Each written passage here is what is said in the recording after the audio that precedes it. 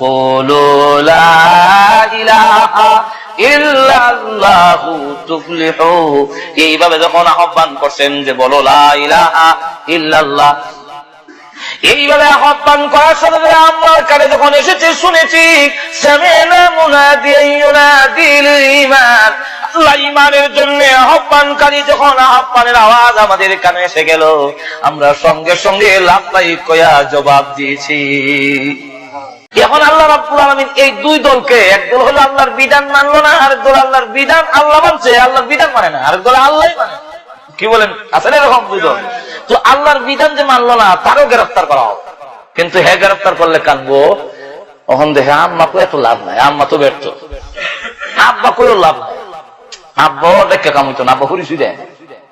আর বেগম সত্য শাস্তি কারবার, বেগম তো তার নাম ওই সুবিধা দেখলে আছে, অসুবিধা দেখলে না, এটার নাম ওই বেগম। আমরা গুছ হয়েছেন নাকি? বিশ্বাস না করলে আপনার যদি জীবনে এমন কিছু আসে যে আপনি অক্ষম বা আপনি দুর্বল হয়ে গেছেন, কোন তোমার সারা দিকে তাও নাই,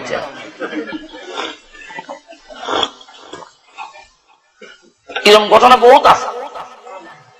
তো এখন দেখা গেল হাসর মাঠে তো দেওয়া পরিচয় দেয় না, এখন বাঁচতে পারে কান্দে, জাহান্নামে যায় আর অপমানিত হইয়া, আর আল্লাহ বলবেন খুঁজো তাও এরা পাকড়াও করো। কেমনে মানতাম?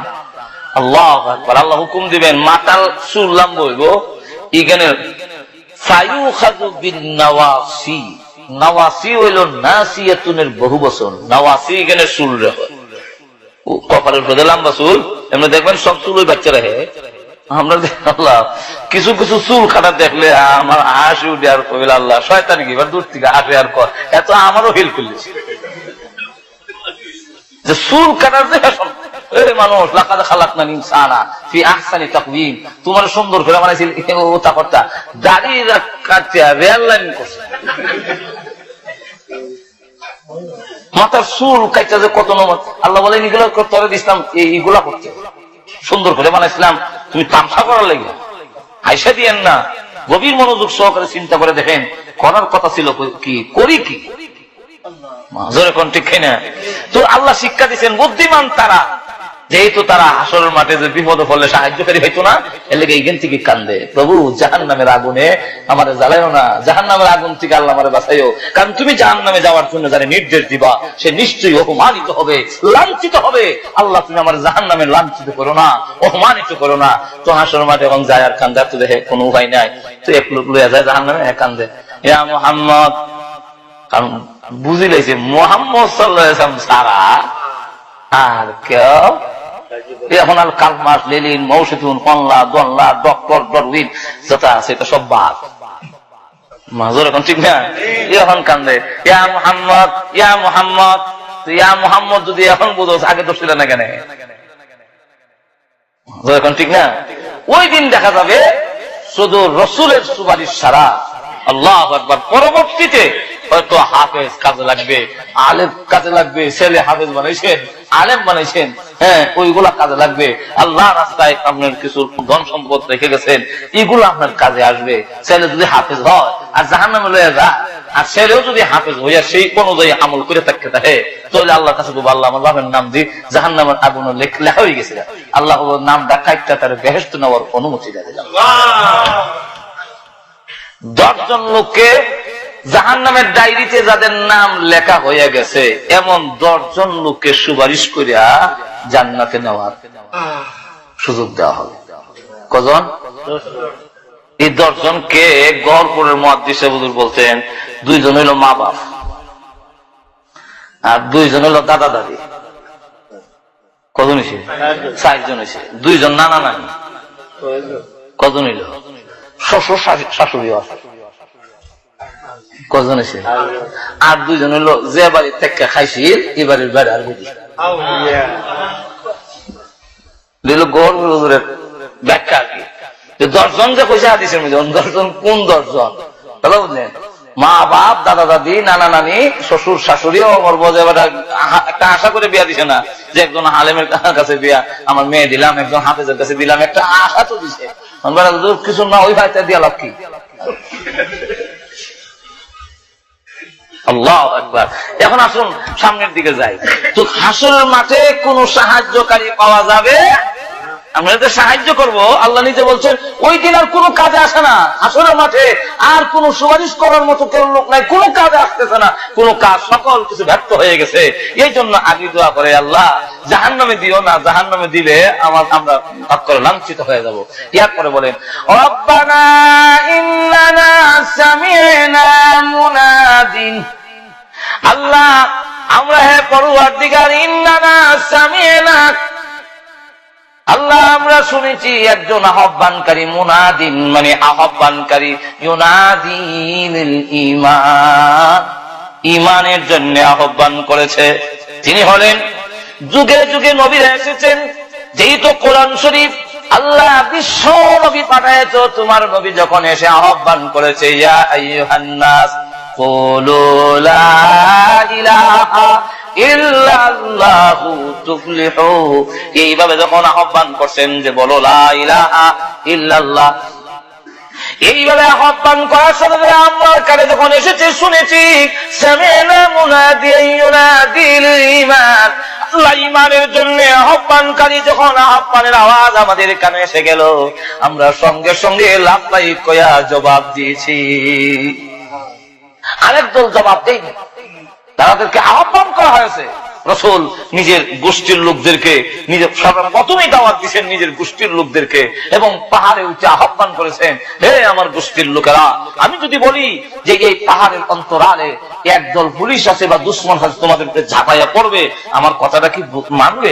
তখন কত রাসূল যে কত দরদ নিয়ে নিজের গোষ্ঠীর লোকদেরকে আহ্বান করছেন যে দেখো, মানুষ দুকা দিলেও নিজের আপন লোককে দুকা দেয় না, নিজের গোষ্ঠীর সাথে মানুষের দুকাবাজি করে না।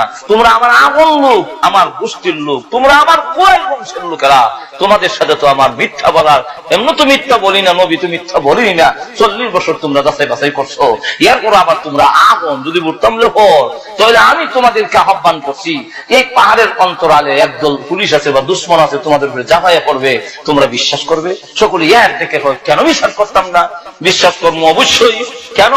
40 বছর তো আপনারা দেখলাম জীবনে কোনোদিন মিথ্যা বলেন না। সুজরে কন্যা ঠিক নেই।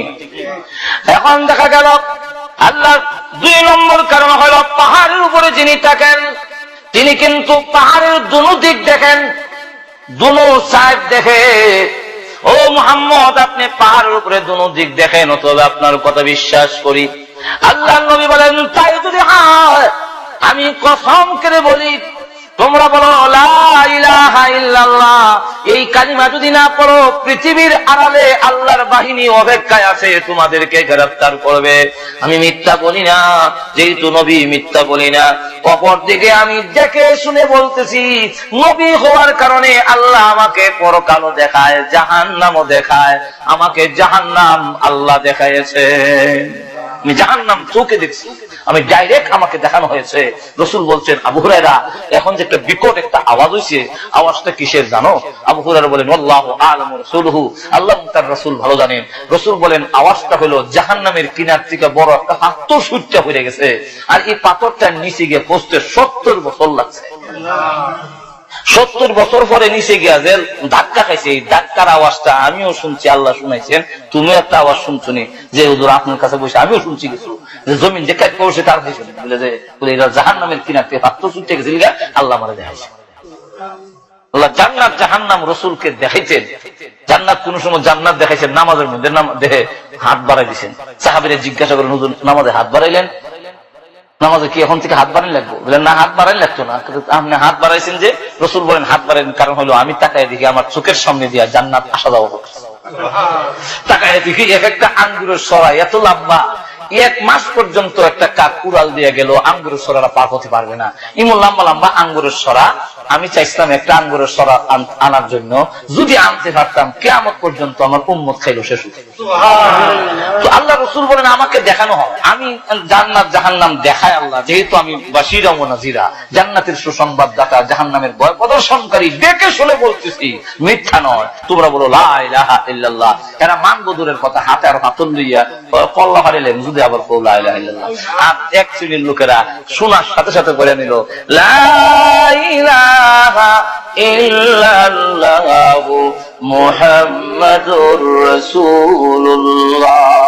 হেরা পর্বতের গুহা থেকে এসে সর্বপ্রথম যার কাছে দাওয়াতটা তুলে ধরলেন তিনি হলেন খাদিজাতুল কুবরা রাদিয়াল্লাহু আনহা। ইনার কাছে যখন এসে বলল লা ইলাহা ইল্লাল্লাহ, খাদিজাতুল কুবরা বলেন লা ইলাহা ইল্লাল্লাহ মুহাম্মাদুর রাসূলুল্লাহ। তো রাসূল বলেন খাদিজা অত তাড়াতাড়ি মেনে নিলে, একটু প্রশ্ন করলা না? স্বামীর দাওয়াত স্ত্রী গ্রহণ করা এটা খুব তাড়াতাড়ি গ্রহণ করতে গেলে খুব কঠিন ব্যাপার। 3 জায়গায় মিলে বেশি দাম থাকে না। এক জায়গায় হইল গড়, 2 নম্বর হইল গ্রাম, পরমৌলবী কাউ সেরাগালির হুয়া বাদ। 3 নম্বর জায়গা হইলো ছেলে যত বড় হোক মা বাবার কাছে দাম। মন্ত্রী হইলো তুই মন্ত্রী সিগারেট আনা লাগে, মন্ত্রী না এমপি না মৌলবী সাহেব বুঝে